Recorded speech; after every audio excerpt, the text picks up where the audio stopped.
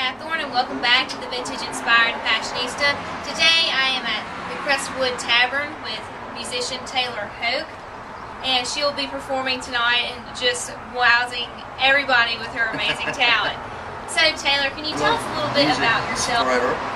When I grew up, my father was an audiophile, and used to make his own stereos, machine the knobs and everything, okay? That's really and he loved classical music.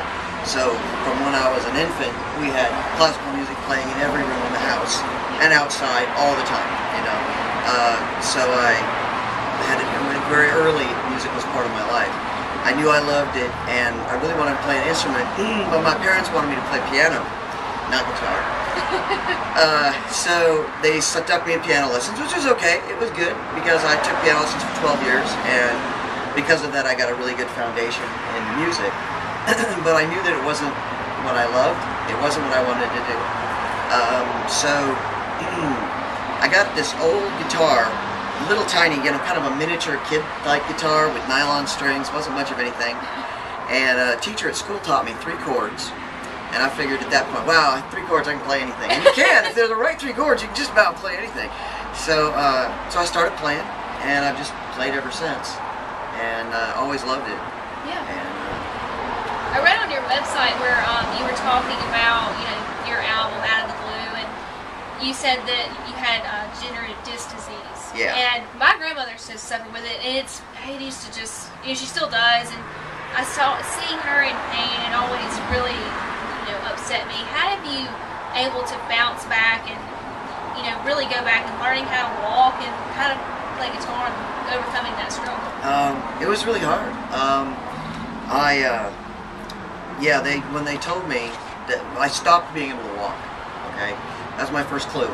I knew it was bad because it was hurting really bad, but I was running a contracting business. I did historical restoration of houses, and I was a carpenter and contractor.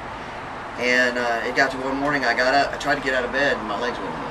And Carol took me to the doctor, and they examined me and did all kinds of tests and everything, and they said, well, that's it, you're never going to walk again. And my left arm stopped working. They said, you're never going to play the guitar again. And it was more than heartbreaking. Yeah. It was horrible. I couldn't do what I loved, and I couldn't do my business either. Yeah. So it was painful and it was hard. And but then something really strange happened. I'd been in the wheelchair for over 5 years, and had pretty much given up hope on life completely.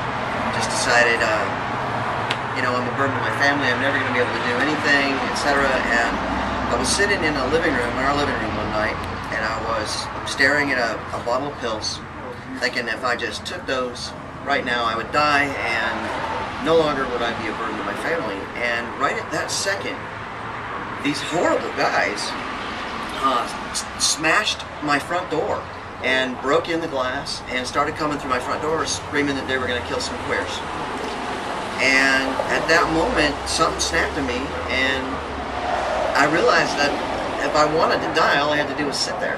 But I didn't. I had a family to protect, and I somehow got in my wheelchair, got it across the floor, smashed into the door, caught the guy's arms and stuff as he was coming, basically caught him right in the middle of the chest and his arm as he was coming in the door. About that time, Carol woke up realizing something was going on, came running down the hall with a baseball bat, and I grabbed the baseball bat out of her hand with my one good arm and beat the guys out of the door. There you go. While she called 911, and and it was really scary, it was really horrible, and they caught him and they arrested him and they went to jail and all that, but I'm very thankful for them because they showed me that I could still do it. I just protected my family from these horrible people breaking in. I could do something. And at that moment, I said, screw the doctors. I'm going to live my life. And so I went and I tried every kind of alternative medicine therapy you can imagine. Everything from spiritual healers laying on hands to magnetic therapy and aromatherapy and light therapy, anything I could think of to try and use. And after painstaking, it took several years to get out of the wheelchair, but at the end of it, I was walking again. That's amazing. I mean, that's just so mind-blowing that you're able to just beat that, because most, basically an adrenaline rush to protect yourself and your family, and you also prove doctors wrong. Yes. Well, that's something that I think people need to think about. You know, when the doctor says it's absolutely never going to happen again, go find other opinions. Yeah. You know, because if I had listened to them, I wouldn't be doing this. Since I got out of the wheelchair just a little over 2.5 years ago. It was my first steps out of the wheelchair. And since then, I've put out 2 albums, and I'm touring all over, playing all over. Have a band that's dedicated. Have a great producer and manager. You know, it's it's kind of like, wow, I'm up. I'm doing this. I'm going to live my dream. Yeah. That's what I'm going to do. You're doing a great job at it too. How would you describe your music in 5 words? I know this is tough, but this is one of my favorite questions to ask. But wow, in 5 words.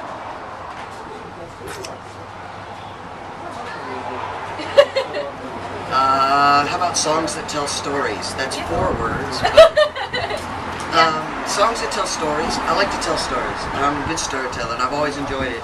And I've been telling stories to my kids when they were little, and just my whole life. That's been one of my focuses.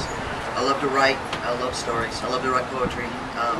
And my songs, I try to make them, even if they're a bunch of impressions or a series of impressions, I try to string them together so that somebody who's listening to it will hear a story in it. From and so that's I try to. Now, as far as stylistically or genre-wise, we're generally classed as Americana or alternative folk.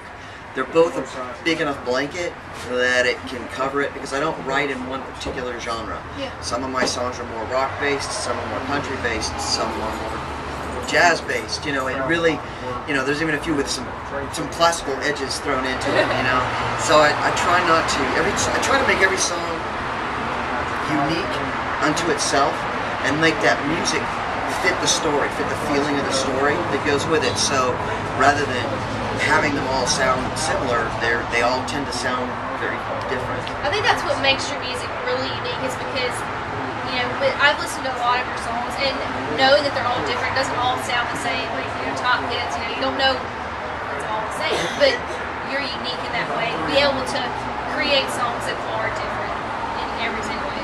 Thank you. I just think it's amazing. Thank you. I saw on your, read about your website and all that you're going to be graduating varsity degree in English literature. Is that That's correct. In fact, I did just graduate. Oh, okay. Well, where did you get your? I graduated summa cum laude from the University of Maryland. What made you want to go into that? Is it your writing, and is that really kind of what pushed you that? Well, direction? that was one of the steps of getting out of the wheelchair. While I was still in the wheelchair and doing all that work, I needed something to focus on. And I'd always wanted to go back to school, but I had a business to run and kids to raise, and there just wasn't time or energy to do it. And now my whole life was therapy, getting out of the wheelchair, and when I wasn't doing that, the last thing I wanted to do was watch television.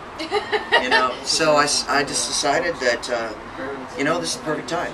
When I started out, I could only type with one hand, so I'm taking, and online classes are awesome because you can sit in your chair when you can't walk and still go to school. It was a big deal. It made it possible for me to go. And I just started it out, and as I got better, I didn't want to let it go. I wanted to go ahead and finish it all, so I did. I'm looking at master's programs for next fall.